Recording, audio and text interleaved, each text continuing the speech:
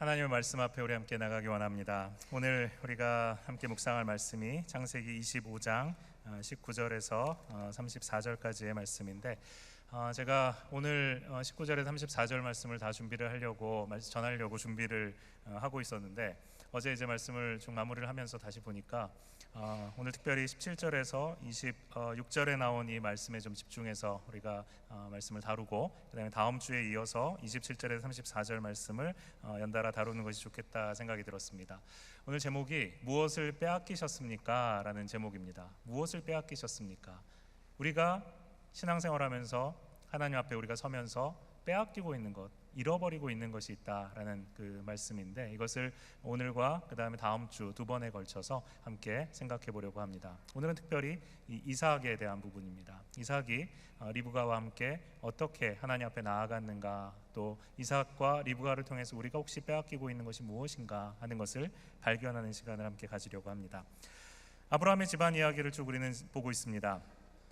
여러분, 아브라함의 집안 이야기를 이렇게 쭉 읽어보시면서 어떤 생각이 드십니까?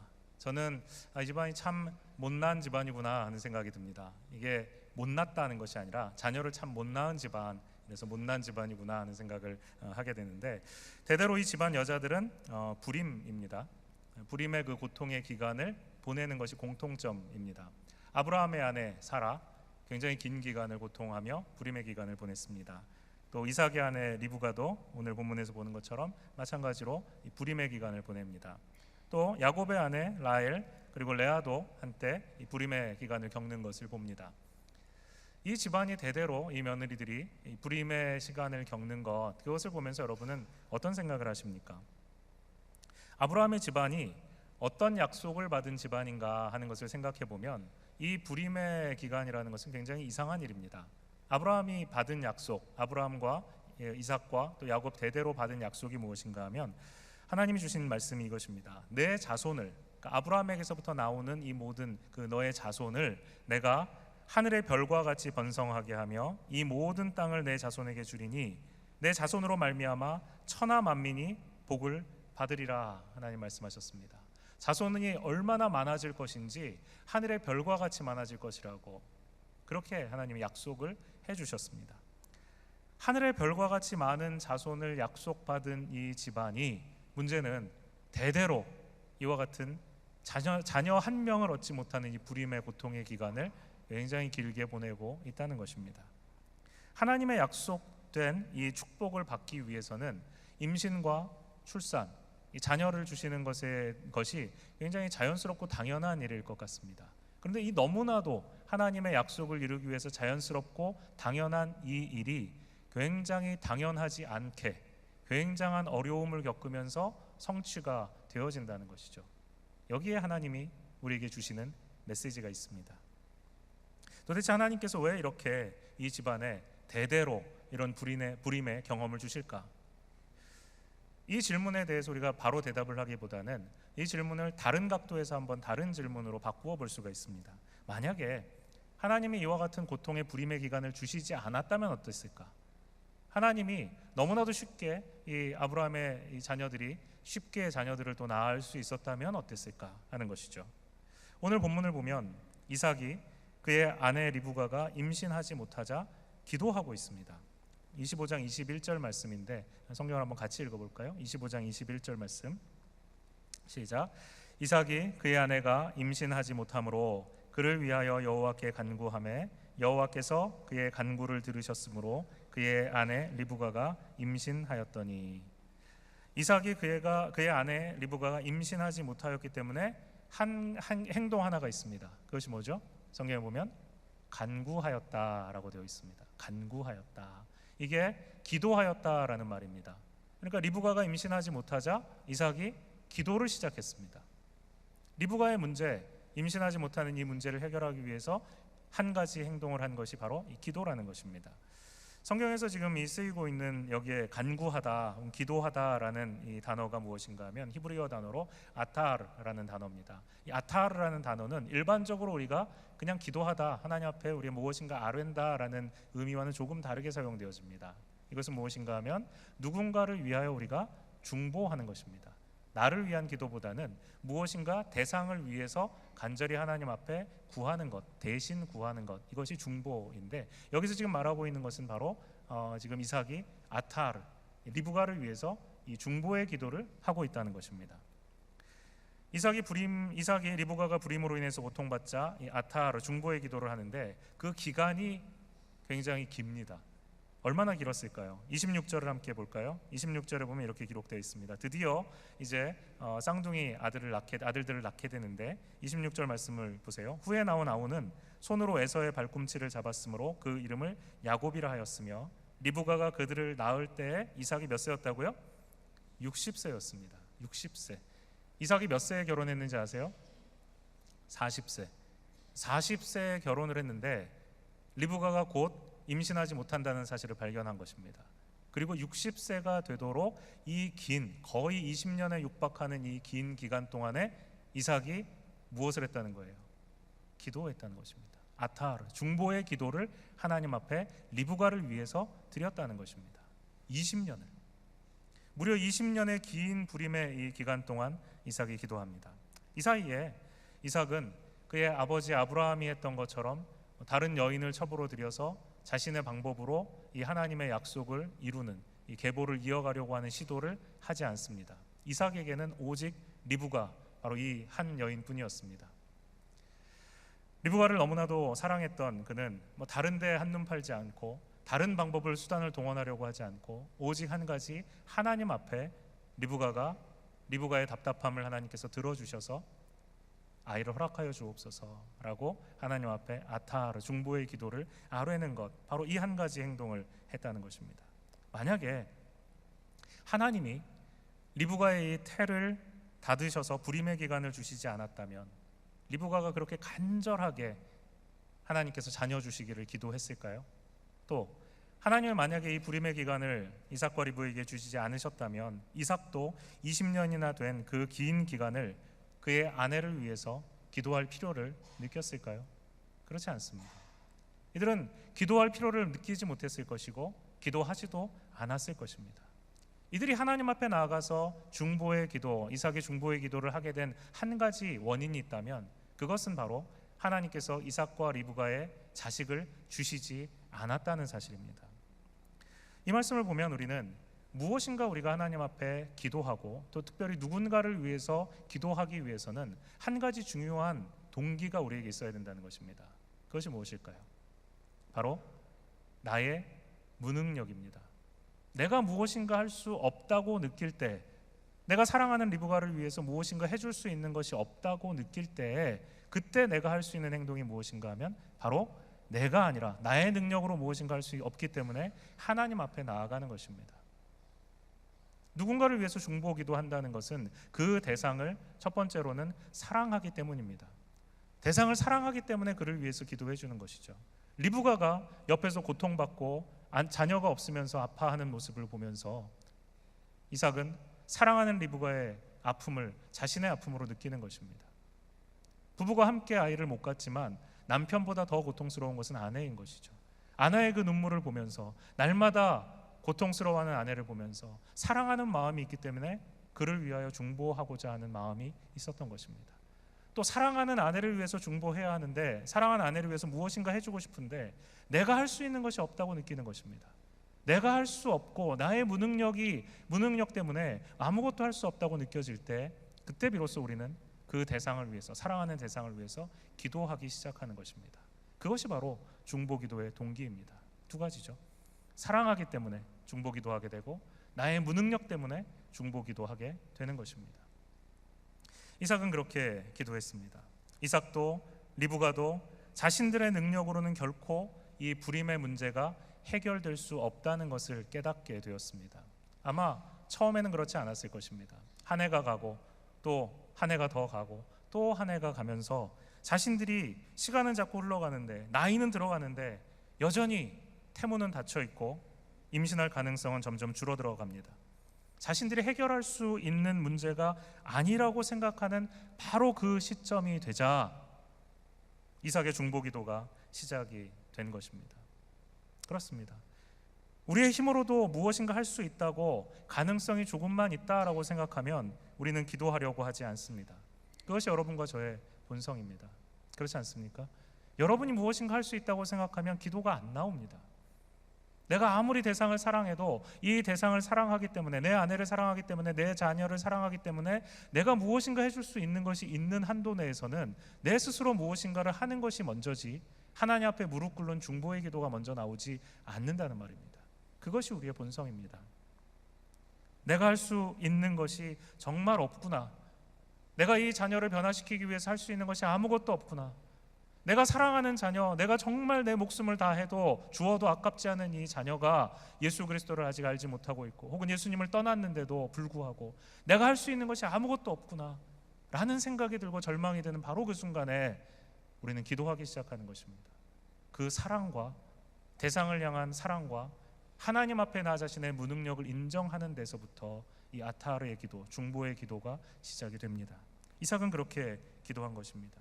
사랑하는 아내 리브가를 위해서 아무것도 해줄 수 있는 것이 없구나라는 것을 깨달았을 때, 그때부터 이삭은 리브가를 위해서 20년에 가까운 이 간절한 중보 기도를 하나님 앞에 드리기 시작한 것입니다. 기도는, 특히 중보 기도는 자신의 힘으로 이처럼 아무것도 할 수 없다는 것을 인정하는 사람이 그 입을 열 때 나오는 기도입니다. 또 그 대상을 진정으로 사랑하는 사람이 드릴 수 있는 기도입니다. 이 시간에 여러분 한번 여러분의 마음을 잘 들여다보시기 바랍니다. 여러분의 마음속에 정말 기도해야겠다라는 강한 동기가 있으십니까? 내가 사랑하는 사람을 위해 정말 기도해야 되겠다라는 동기가 여러분에게 있으십니까? 여러분, 여러분의 가정을 위해서, 사랑하는 아내와 남편을 위해서, 또 사랑하는 자녀들을 위해서, 또 여러분의 사랑하는 미래를 위해서, 그리고 여러분이 사랑하는 이 교회를 위해서, 조국과 또 세계를 위해서, 여러분이 사랑하는 이 모든 대상들을 위해서 기도하고자 하는 여러분의 마음에 동기가 없다면 문제가 무엇인지 아십니까? 아직도 여러분의 마음속에 이 대상을 향한 간절한 사랑이 없거나, 아니면 하나님 앞에 내가 무엇인가 할 수 있다고 생각하고 있기 때문입니다. 사랑이 없거나 아니면 여전히 내가 무엇인가 할 수 있다고 생각하거나, 이 둘 중에 하나가 부족한 것입니다. 여러분이 진정으로 사랑한다면, 그리고 이 일이 여러분의 능력 밖의 일이라는 것을 인정한다면 우리는 그 사랑하는 대상을 위해 무릎 꿇고 기도할 수밖에 없다는 말입니다. 바쁘게 힘들게 일하면서 우리가 잠시 짬이 나면 TV를 켜서 스포츠 경기를 볼 수도 있습니다. 또 인터넷에 연결해서 한국 드라마를 보실 수도 있습니다. 얼마든지 우리가 좋아하는 일들을 할 수가 있습니다. 그렇게 쉼을 갖는 것은 정말 나쁜 일이 아닙니다. 우린 쉼을 가져야 합니다. 하나님이 그렇게 창조하셨습니다. 그런데 문제는 무엇인가 하면, 다른 모든 일은 할 시간이 있는데 기도할 시간이 없다면, 다른 모든 일을 할 시간은 있는데 하나님 앞에 무릎 꿇을 시간이 없다면, 그리고 그렇게 기도하지 않아도, 그렇게 내가 사랑하는 대상을 위하여 중보하며 나아가지 않아도 아무것도 잘못된 것처럼 느껴지지 않는다면, 죄송하지만 여러분은 아직도 내가 무엇인가 할 수 있다고 하나님 앞에 자기 스스로를 높이고 있는 상태입니다.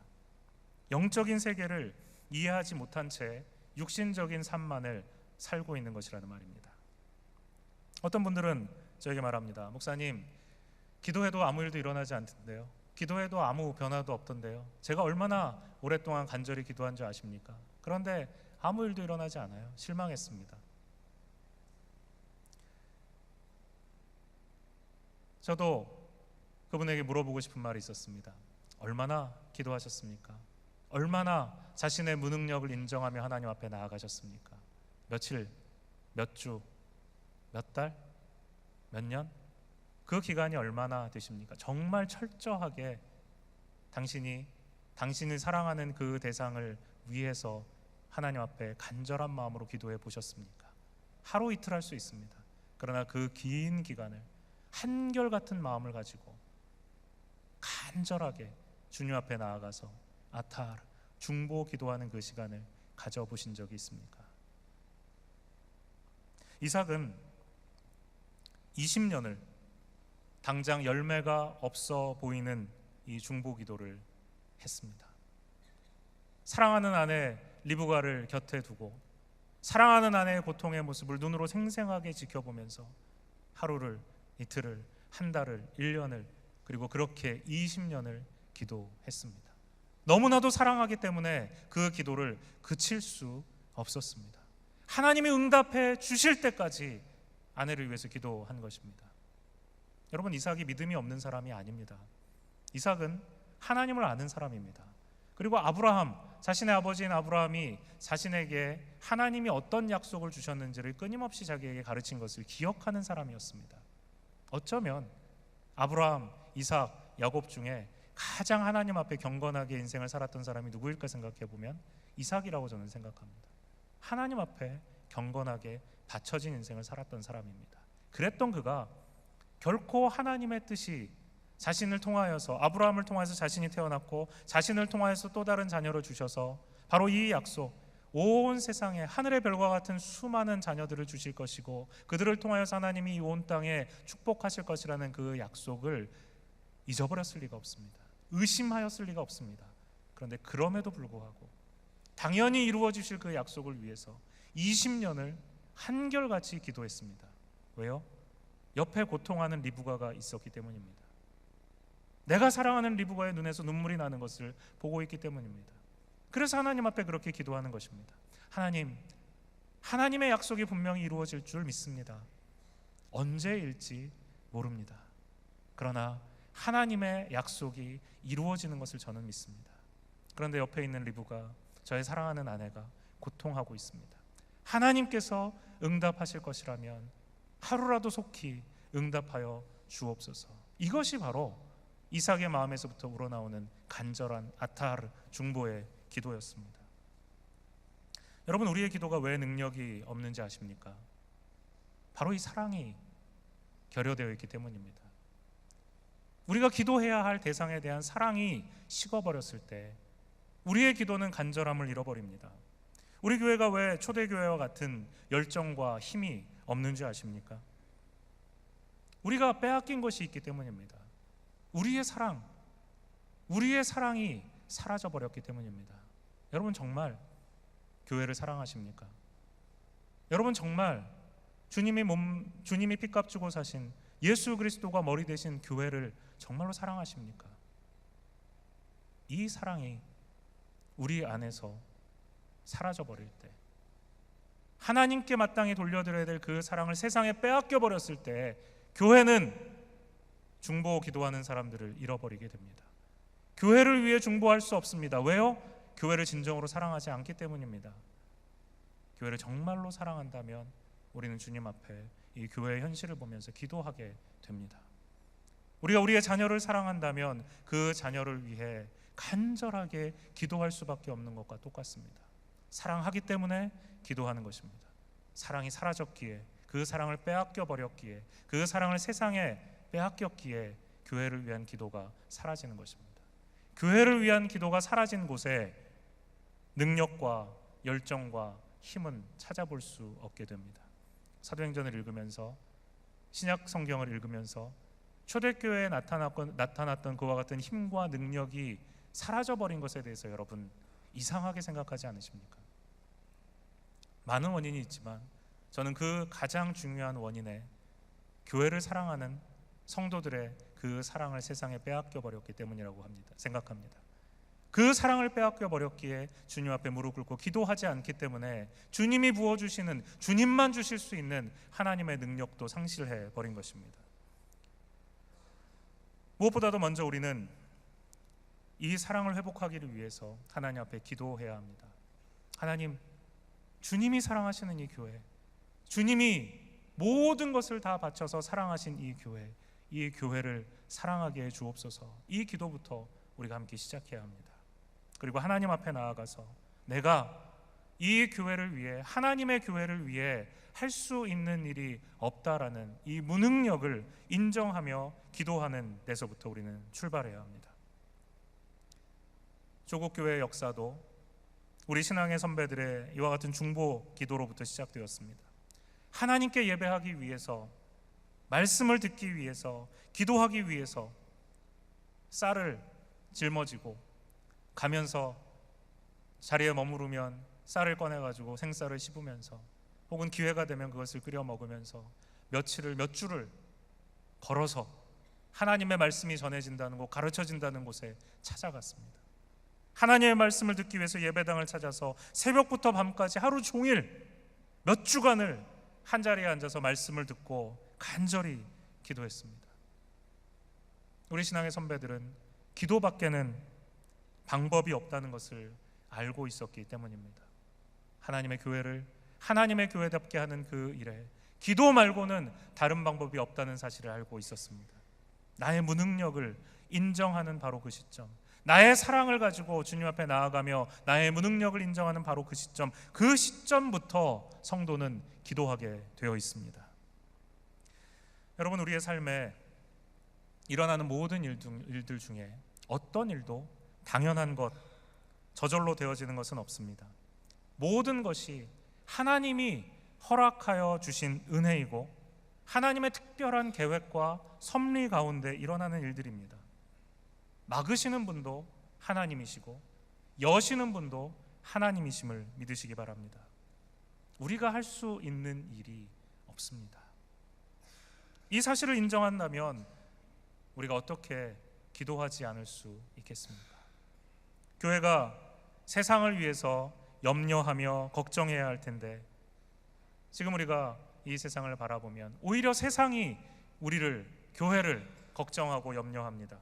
교회가 세상의 걱정거리가 되고 세상의 조롱거리가 되어 있습니다. 하나님의 이름이 영광 받으시고 높임 받아야 될 텐데 오히려 세상으로부터 하나님의 이름에 침뱉음 당하고 있는 것이 오늘 우리의 모습입니다. 교인들은 무능력하기만 하고 영적인 일에는 무관심합니다. 여러분과 제가 정말 교회를 사랑한다면, 여러분과 제가 우리 주님을 사랑한다면, 우리 주님이 사랑하시는 교회를 우리가 어떻게 사랑하지 않을 수 있습니까? 주님이 우리를 사랑하신다면 주님이 핏값 주고 사신 교회를 위해 우리가 어떻게 기도를 시작하지 않을 수 있습니까? 많은 성도들이 마치 이와 같은 태도로 신앙생활을 합니다. 내 신앙은 내가 알아서 할 테니까 간섭하지 말아주세요. 기도하라고 하지 마십시오. 훈련받으라고 하지 마십시오. 봉사하라고, 전도하라고 저에게 부담 주지 마십시오. 제가 할 일 다 하겠습니다. 내 할 것 다 하고 또 제가 필요한 일이 있으면 제가 교회에 나와서 일도 하겠습니다. 제가 교회 다니는 사람으로서 해야 될 의무와 책임은 다 하겠습니다. 그러니까 저를 가만히 내버려 두십시오. 제가 알아서 하겠습니다. 정말 그럴까요? 이것이 정말 주님의 몸된 교회를 사랑하는 사람의 자세일까요? 내 할 거 다 하고 즐길 거 다 즐기면서 주일에 예배 한 번 드리는 것으로, 1년에 단 몇 번 봉사하는 것으로, 헌금 좀 하는 것으로 교회 다니는 사람으로서 해야 할 의무적인 방언은 다 했다고 그렇게 생각하는 많은 성도들이 있습니다. 그 속에 사라진 것이 있습니다. 그 속에 빼앗겨 버린 것이 있습니다. 뭘까요? 주님을 향한 사랑, 주님의 몸된 교회를 향한 사랑입니다. 바로 그 사랑을 송두리째 세상에 빼앗겨 버렸습니다. 우리가 사랑하는 것이 주님이 아니고, 우리가 사랑하는 대상이 주님의 교회가 아니고, 우리가 사랑하는 대상이 세상의 것, 물질과 안목과 이생의 자랑으로, 그 썩어질 것으로 다 빼앗겨 버렸다는 것입니다. 우리가 빼앗겨 버린 그 하나님의 교회를 향한 사랑, 주님을 향한 사랑, 그 사랑을 다시 찾는 일을 우리는 시작해야 합니다. 여러분, 교회는 승리한다라는 구호를 들어보신 적이 있습니까? 교회는 승리한다. 그럼 같이 해볼까요? 교회는 승리합니다. 교회는 승리합니다. 믿으십니까? 아멘. 교회는 반드시 승리합니다. 이삭에게 하나님께서 약속하신 그 후손이 반드시 태어나야 되는 것처럼, 그래야 하나님의 약속이 이루어지는 것처럼 교회는 반드시 하나님의 약속대로 승리합니다. 아멘. 이것을 우리는 믿습니다. 교회가 예수 그리스도와 예수 그리스도의 제적으로 반드시 승리할 것입니다. 주님이 다시 오시는 그날이 되면 이 온 세상에 하나님의 영원한 심판이 있을 것이고, 주님과 함께한 모든 성도들은 승리하게 될 것입니다. 어떠한 핍박과 어떠한 환난 속에서도 그 믿음을 지킨 하나님의 성도들, 그리고 그 교회는 반드시 승리할 것입니다. 이것을 우리는 분명히 믿습니다. 그런데 저는 여기에 머무르지 않고 여러분에게 한 가지 질문을 더 드려보려고 합니다. 여러분이 오늘 예배를 드리고 교회 문을 나서는 바로 그 순간부터 여러분이 가는 바로 그곳이 여러분을 통하여서 교회가 매일 항상 언제나 그곳에서 승리하는가 말입니다. 교회에 모여 있을 때만 교회가 아니고 여러분이 문을 열고 나아가는 바로 그 순간부터 여러분 한 사람 한 사람이 바로 하나님의 교회가 되는 것입니다. 하나님의 교회를 보여주는 것입니다. 우리가 흩어져서도 교회입니다. 모여서도 교회이지만 흩어져서도 교회입니다. 우리가 흩어져 있는 바로 지금 그 순간에도 하나님의 교회는 승리하고 있는가 말입니다. 정말 그렇습니까? 저는 자신 있게 대답할 수가 없을 것 같습니다. 교회가 예수님이 재림하실 때 반드시 궁극적으로 승리한다라는 믿음과 오늘 지금 내가 서 있는 바로 이 자리에서 교회가 나를 통하여, 우리를 통하여 날마다 승리하는 것을 보는 것은 다른 문제입니다. 교회는 반드시 승리하겠지만 오늘 내 삶의 현실에서 우리가 사랑하는 교회가 승리하기 위해서 우리가 해야 할 것이 있다는 것입니다.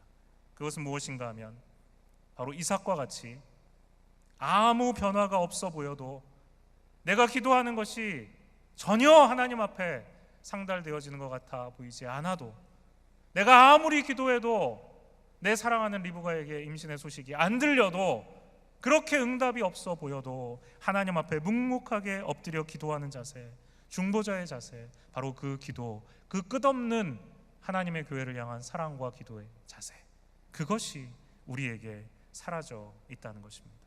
여러분, 왜 기도해야 할까요? 왜 우리가 교회를 위하여 중보해야 할까요? 바로 지금이 하나님의 비상한 섭리와 간섭이 필요한 때이기 때문입니다.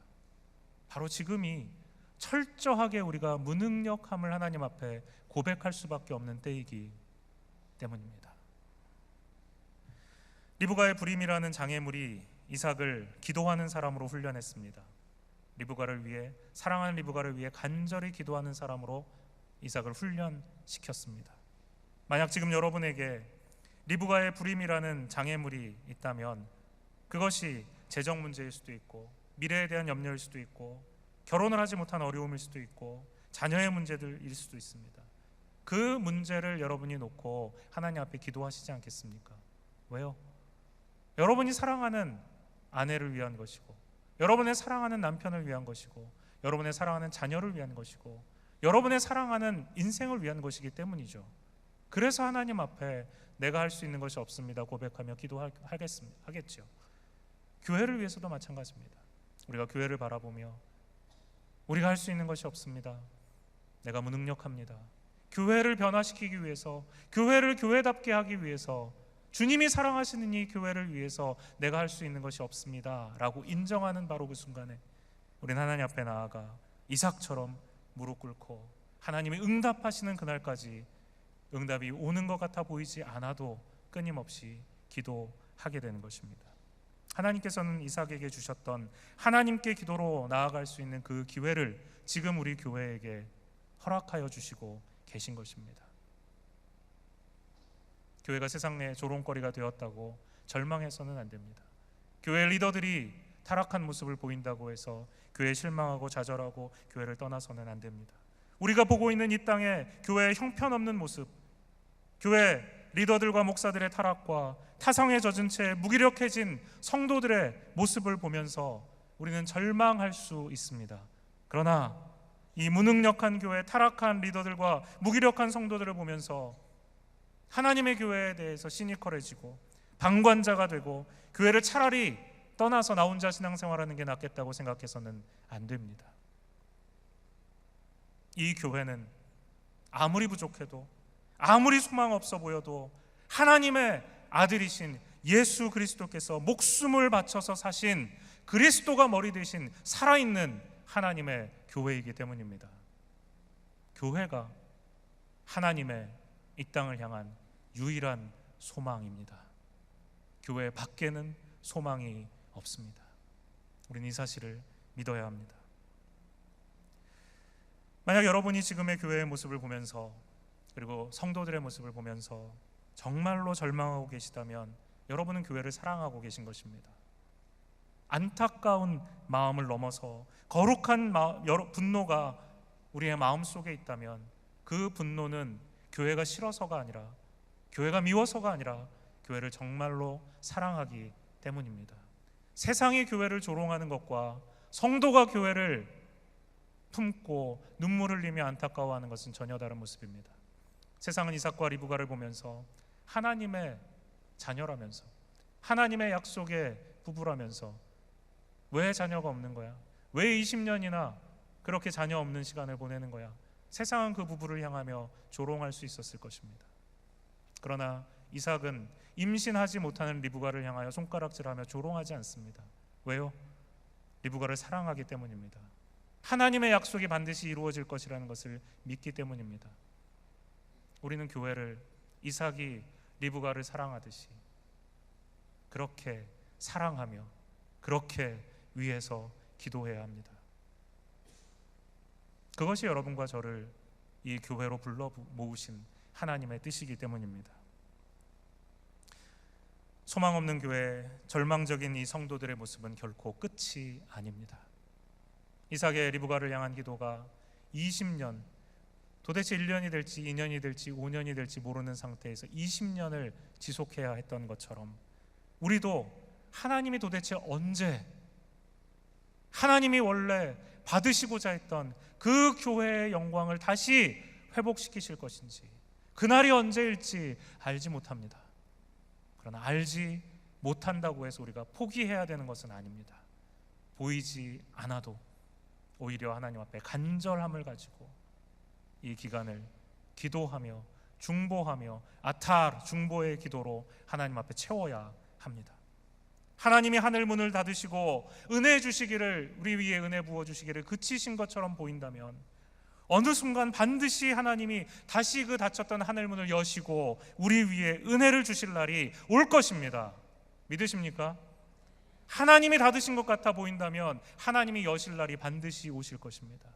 하나님이 교회에서 하나님의 영광을 다 거두어 가신 것처럼 여러분 느끼신다면 다시 하나님이 이 교회 하나님의 영광을 채워주실 그날도 반드시 올 것입니다.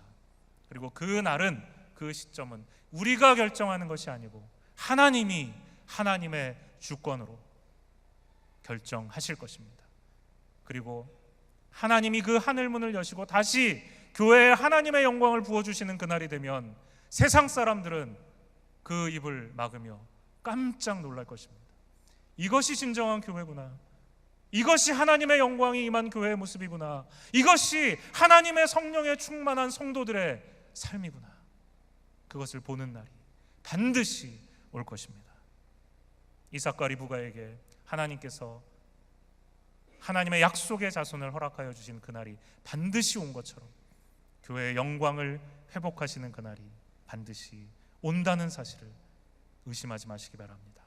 그리고 하나님 앞에 교회를 사랑하며 하나님 앞에 중보하는 그 기도를 멈추지 마십시오. 이런 찬양이 있습니다.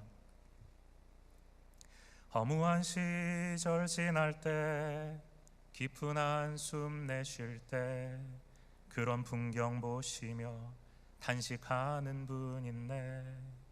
고와 같이 너희를 버려두지 않으리. 내가 너희와 영원히 함께하리라. 성령이 오셨네, 성령이 오셨네, 내 주에 보내신 성령이 오셨네. 우리 인생 가운데 친히 찾아오셔서 그 나라 꿈꾸게 하셨네.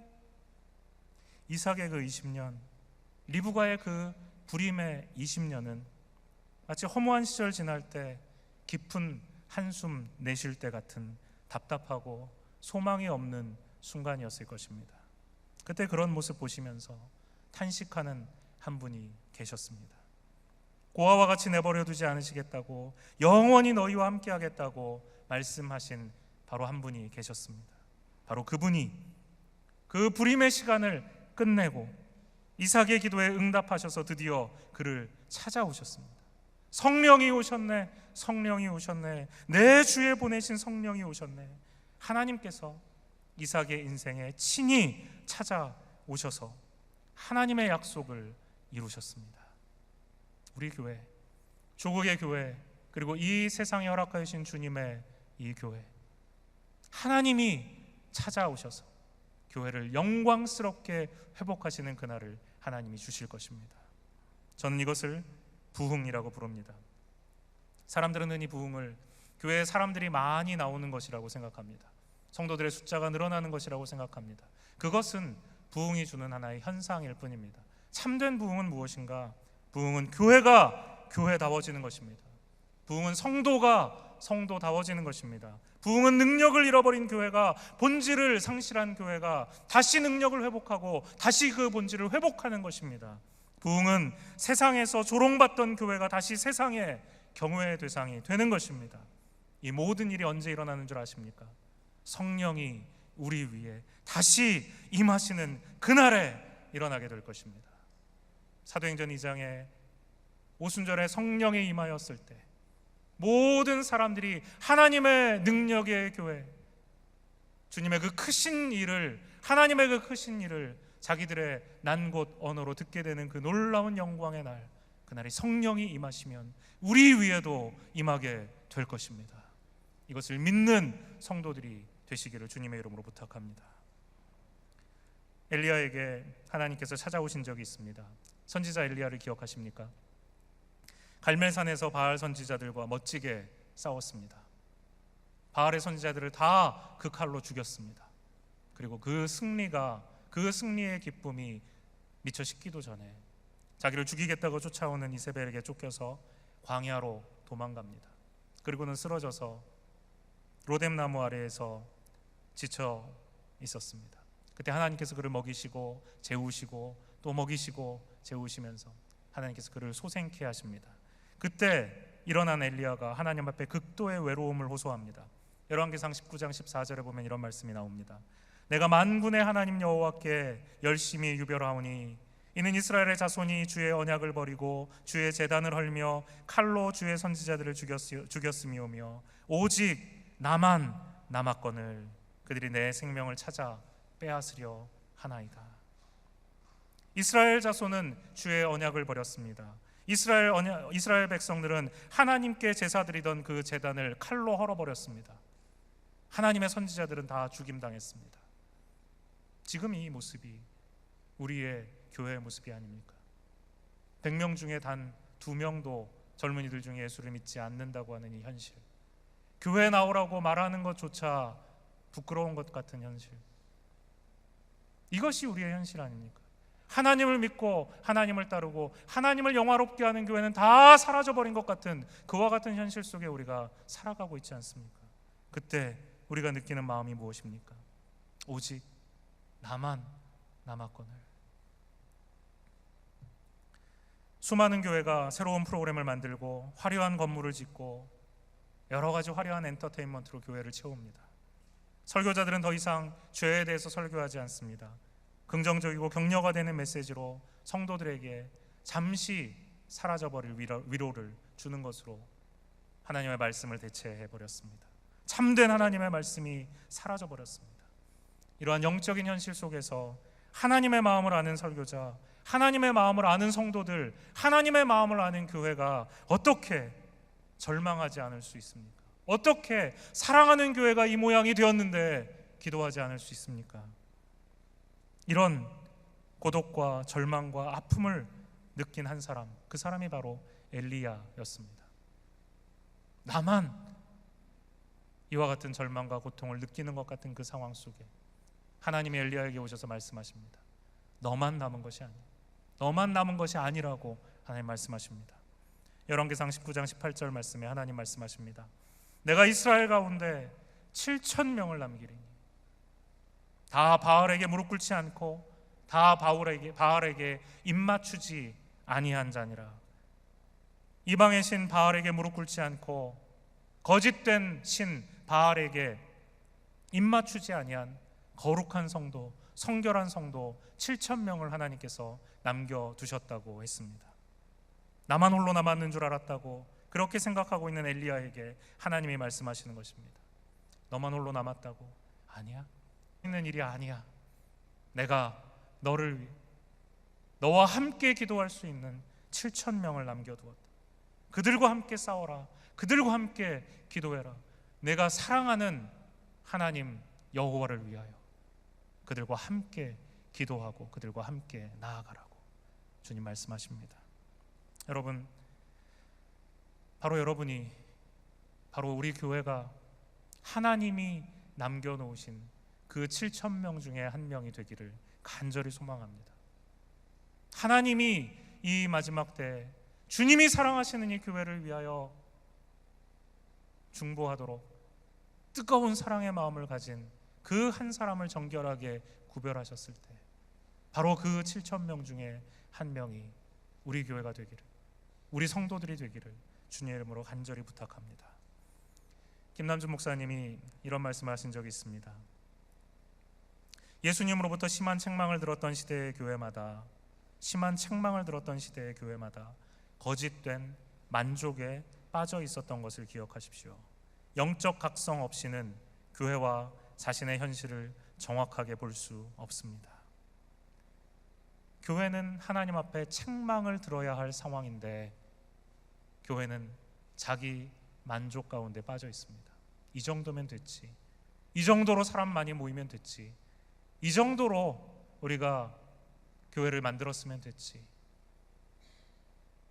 만족에 빠져 있어요. 주님이 심판하시는 교회마다 이런 영적인 자만에 빠져 있지 않은 교회가 없었다는 것입니다. 또 이어서 이야기합니다. 우리는 오늘날 너무나 차갑고 냉담한 시대에 살고 있습니다. 교회는 하나님의 은혜의 세계에 대하여 냉담해지고 세상은 죄에 대하여 더욱 담대해져 가고 있습니다. 교회는 하나님의 은혜에 냉담해져 가고 있는데 세상은 죄 짓기에 더욱 담대해져 가고 있는 현실, 그것이 지금 우리의 모습이 아닙니까?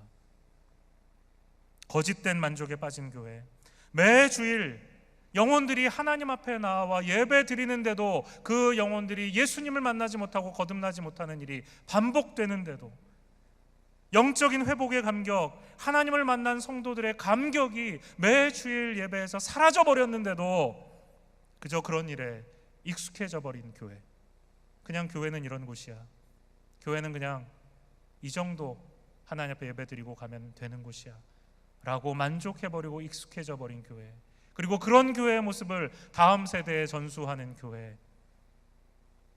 그렇게 냉담해지고 차가워진 성도들의 신앙, 혹시 이런 모습이 우리의 모습이라면, 조금이라도 이러한 성향이 우리 교회에 보인다면, 그리고 이런 냉담해진, 하나님의 은혜에 냉담해진 신앙이 나의 신앙이라면, 여러분, 이건 정상이 아닙니다. 하나님의 교회는 이렇지 않습니다. 성령에 충만한 성도는 이러면 안 됩니다. 하나님이 세우신 교회는, 하나님의 보내주신 영혼이 이곳에 와서 거듭나는 일이 일어나고 매주일 하나님 앞에 예배드리며 하나님을 만나 그 은혜에 감격하여 뜨거워진 마음을 가지고 세상으로 흩어져서 바로 내가 있는 그곳에서 하나님의 교회를 함께 이루어가는 일을 감격으로 감당하는 그와 같은 교회여야 합니다. 그것이 정상입니다. 그러므로 지금 우리는 함께 성령이 우리에게 임하시길 기도해야 될 때입니다. 하나님의 비상한 은혜가 우리 위에 부어지길 함께 기도해야 될 때입니다. 바알에게 무릎 꿇지 않고 바알에게 입맞추지 않은 7,000명의 성도들이 함께 모여 간절한 엘리야의 기도, 끊임없이 하나님 앞에 기도하는 이삭의 기도, 하나님이 응답하실 것을 믿고 간구하는 그 기도, 그 기도를 회복해야 할 때입니다.